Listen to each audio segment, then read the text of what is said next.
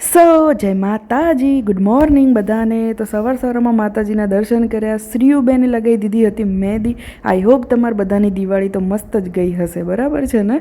અને પછી આપણે ઉકાળી લીધી ચા, કારણ કે પીવાની હતી હવે ચા જોડે આપણે આપણી ફેવરેટ પૂરી એટલે કે ફરસી પૂરી ખાઈશું. અને પછી ઉટકી દઈએ આટલા બધા વાસણ, બાપરે બહુ બધા વાસણ હતા. અને ઉટકી અને પછી આપણે રંગોલી બનાવવા બેસી ગયા. તો પહેલાં આપણે વિચાર્યું હતું કે શ્રીરામ બનાવીશું, પણ ગઈ સાલ બી મેં એ શ્રીરામ અને સીતા મૈયા બનાવ્યા હતા. તો આ વખતે આવી રંગોળી બનાવી જે બહુ જ મસ્ત બની હતી.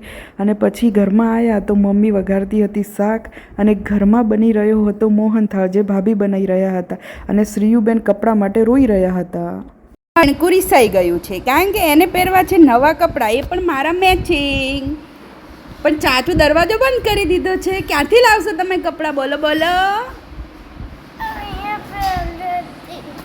બોલો બોલો.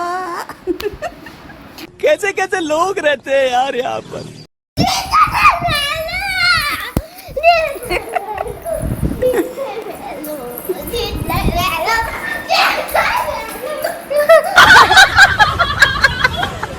चलो भाई, श्रीयू के कपड़े डिसाइड हो गए हैं, अभी पहनेंगे.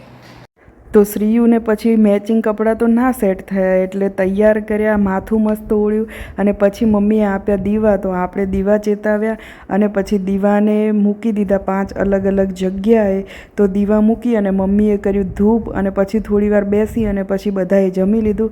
અને પછી હતું ચોપડા પૂજન, તો કરવાની હતી એની તૈયારી. તો આપણે કરવા લાગ્યા. ભાભીને આપી દીધી ગુડલક માટે એક ડાયરી, અને આ લગાવી દીધું નજરબટ્ટું એટલે કે મરચાં અને લીંબુ. અને પછી બધા ચોપડા પૂજન કરવા બેસી ગયા. જો આટલા બધા આજે તો ચોપડાના પૂજન કરી નાખ્યા હતા. અને પછી એક ચોપડો રહી ગયો હતો, ખબર નહીં મારા માટે, તો આપણે એનું પણ પૂજન કરી નાખ્યું. અને પછી કરી નાખી માતાજીની આરતી. અને બધાને આ વર્ષ બહુ લાભ મળે એવી શુભકામનાઓ. અને પછી આપણે બહાર આવી ગયા અને ફોડી દીધા ચોપડા પૂજન પછી ફટાકડા. અને આપણે બી તારામંદિર લઈ અને રમી લીધું. અને બધાને હેપી પડતર દિવસ. Bye bye.